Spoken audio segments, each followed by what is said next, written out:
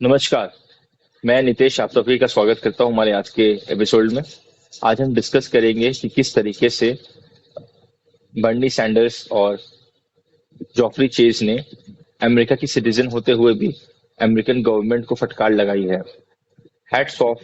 जिस तरीके से उन्होंने जो जो कहा है और जिस मुद्दे को लेकर उन्होंने बात किया है, वो मैं एज अ इंडियन सिटीजन कभी सोच नहीं सकता कि किसी भी जर्नलिस्ट में या फिर किसी भी ऑपोजिशन के लीडर में या खुद ही गवर्नमेंट के लीडर में किसी में इतना हिम्मत होगा कि वो इस तरीके से अपने ही सरकार की जो खामियां हैं या कुछ गलत डिसीजन है। कोई भी सरकार परफेक्ट नहीं होता है और कोई भी ऑपोजिशन परफेक्ट नहीं होता है, चाहे वो आज से 60 साल राज किया हुआ कांग्रेस हो, करंटली राज कर रहा बीजेपी हो, बंगाल में टीएमसी हो, या पिछले 35 साल का सीपीआईएम हो, केरल का सीपीआईएम हो, या आप सरकार दिल्ली का हो। किसी का भी काम कभी परफेक्ट नहीं हो सकता है। कहीं ना कहीं सभी से किसी ना किसी तरीके से छूट हो ही जाती है, गलतियां हो ही जाती हैं।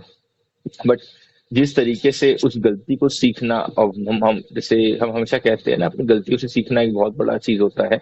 तो उस तरीके से, और कभी कभी क्या होता है ना कि किसी और के बोला हुआ खुद अपने रियलाइज नहीं कर पाते, तो कोई हम किसी और का तो कुछ कहना, कोई अगर रिकमेंड कर देता है, कुछ बोल देता है कि बहुत बार पापा या मम्मी हम लोग को टोक देते हैं कि ये गलत कर रहे हो या ये ऐसा कर रहे हो, तो शायद हम समझ पाते हैं।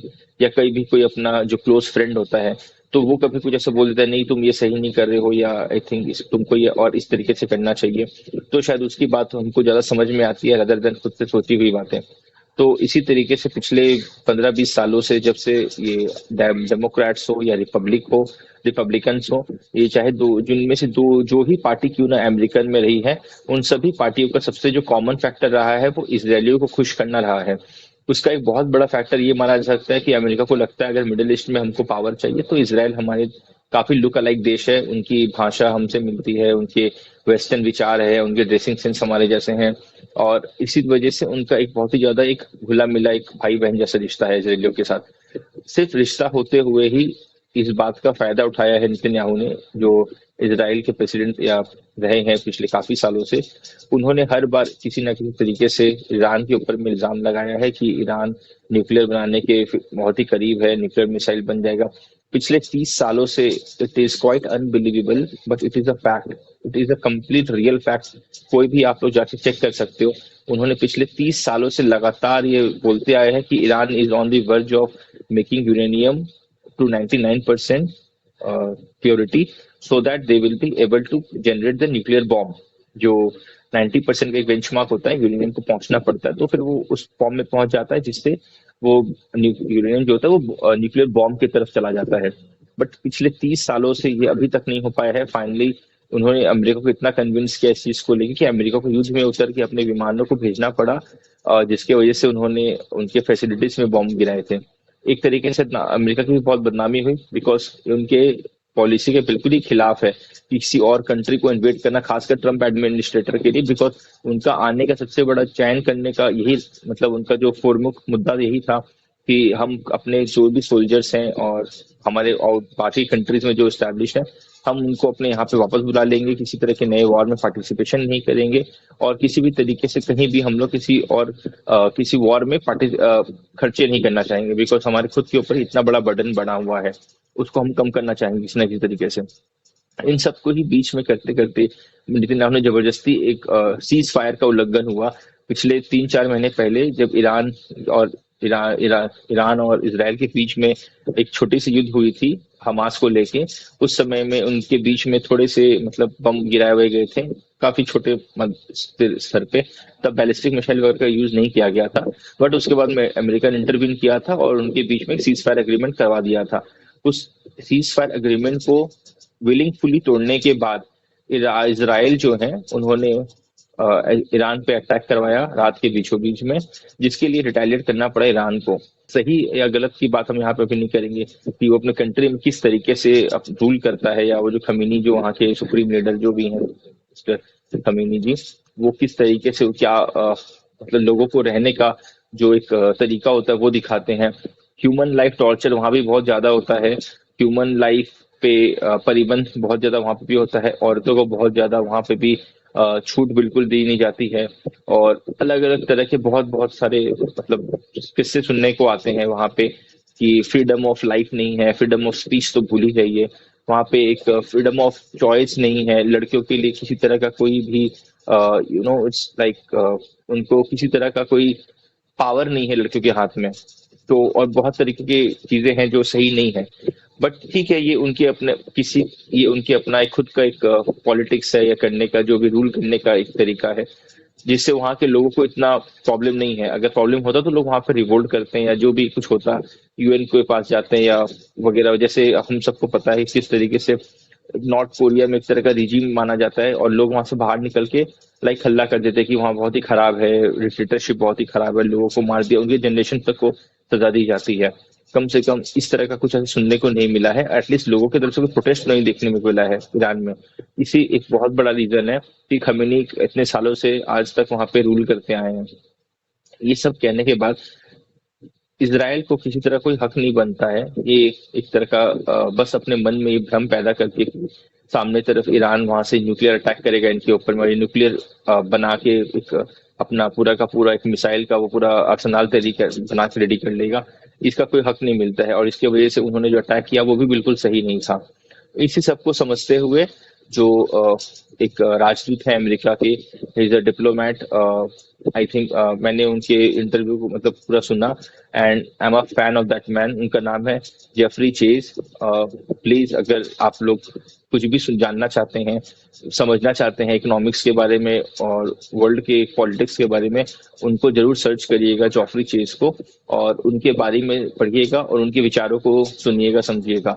उनका कल ही एक पूरा लाइव 1 डेढ़ घंटे या 2 घंटे तक का एक पूरा आपके जो नेटो और यूएन का एक फोरम में उनका एक स्पीच आ रहा था, जिसने उन्होंने बहुत ही ज्यादा क्रिटिसाइज किया है अमेरिका के कि हर तरीके के वॉर इंटेंशंस को या उनके जो सेनेटर्स है उन सभी को। और बहुत ही ज्यादा उन्होंने एक तरीके से एक रास्ता दिखाया है कि उन्होंने ही एक्चुअली ही is the person who is responsible for creating truce between Ukraine and Russia.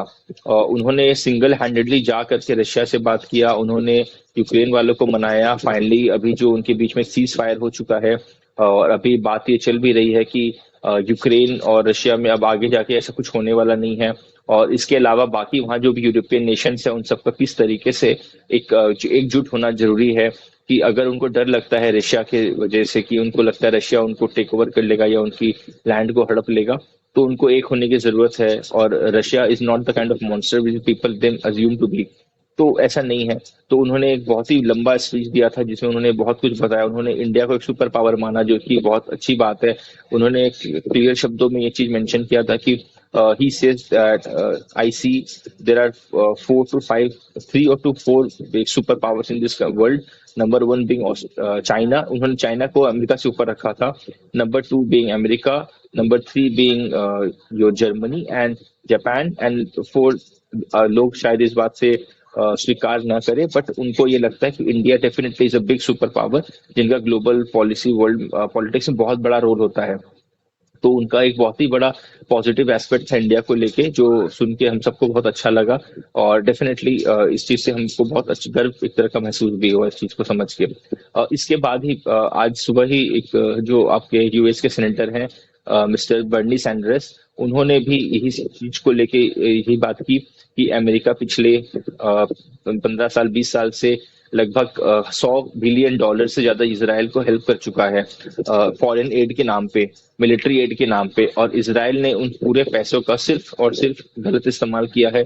Israel ने किस तरीके से गाजा के लोगों पे इतना टॉर्चर किया है। इनफैक्ट अभी पिछले लास्ट 30 डेज से गाजा के ऊपर में इतना बुरा कंडीशन है कि वहां पे किसी भी तरह का एम्बुलेंस नहीं जाने दिया जा रहा है, कोई भी फूड ट्रक जाने नहीं दिया जा रहा है, वहां पे किसी तरह का मिलिट्री हेल्प मेडिकल एड नहीं जाने दिया जा रहा है। हर तरह का ब्लॉकेट किया हुआ है। और इनफैक्ट वहां पे अभी भी काफी सारे बम गिराए जा रहे हैं और बहुत सारे लोगों की जान हत्या गई है।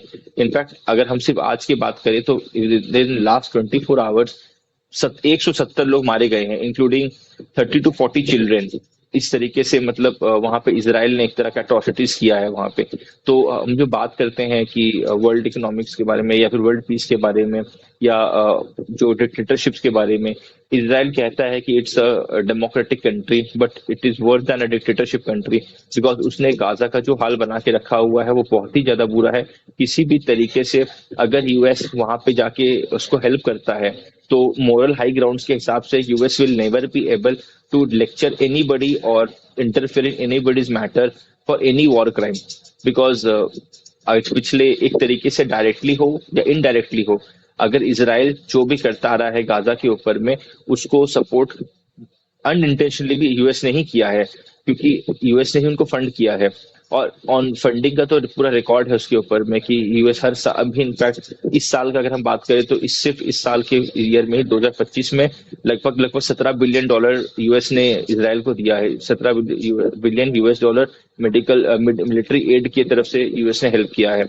तो ये जो मिलिट्री एड जब इसराइल को मिलता है तो इसराइल इस पैसे को लेके ना कि अपने कुछ अच्छा डेवलपमेंट करने की जगह या कुछ ऐसा नरिशमेंट करने की जगह जहाँ पे एक वर्ल्ड के लिए कुछ अच्छा चीज प्रोडक्ट तैयार हो पाए, वो इस पैसों से या फिर इस मिलिट्री एड से वो गाजा पे अटैक किए जा रहा है और वहां के लोगों को बहुत टॉर्चर कर रहा है वगैरह वगैरह। और हर बार वो यही कहता है, नेतन्याहू का यही कहना है कि हम ये सब जो भी कर रहे हैं हम तो अपने आप को डिफेंड करने के लिए कर रहे हैं, हमारे ऊपर अटैक हो रहा है, हमास हम पे अटैक कर रहा है वगैरह, ऐसे इस तरह की बातें हो रही हैं। तो इस इन सब चीजों को लेके जो अमेरिकन सेनेटर हैं बर्नी एंड्रियस सैंडर्स ने, उन्होंने ये बहुत ही ज्यादा, इनफैक्ट उन्होंने being he is from Republican party जो कि ट्रम्प जी का पार्टी है, उसके बाद में उन्होंने ट्रम्प को भी डायरेक्टली ये कहा है कि mister Donald Trump who is the president, mister president, we should take a firm stand that from today onwards हम एक भी रुपए की एक भी डॉलर का मदद नहीं करना चाहेंगे इसराइल को, और हमको नेतन्याहू को एज अ टेररिस्ट डिक्लेयर करना चाहिए या as a he is a war criminal, और उन्होंने जो जो किया है एट्रोसिटी की है उसके लिए उनको जितना भी पनिशमेंट मिले वो कम है। एक्चुअली ये हमारे हाथ में नहीं है कि हम उनको पनिश करें या ना करें, but we will make sure कि हम आगे से उनको किसी तरह का कोई हेल्प ना करें। तो ये एक तरीके से बहुत बड़ा एक ऐलान किया गया है उनके गवर्नमेंट द्वारा, बट इस पे अभी पॉलिटिक्स होनी बाकी है, इसके ऊपर में वोटिंग होनी बाकी है, फिर इसके ऊपर में क्या रेजोल्यूशन आएगा वो सब देखना पड़ेगा, क्योंकि अल्टीमेटली ये सब एक तरह से बोलने की बातें हैं, वर्ल्ड में लोगों को सुनाने की बातें हैं। इस पे कितना एक्ट होगा, इसमें क्या क्या किस तरीके से होगा, इस सब को और हम लोग आगे जैसे जैसे समय बढ़ता जाएगा हम और जरूर डिटेल में जरूर समझना चाहेंगे।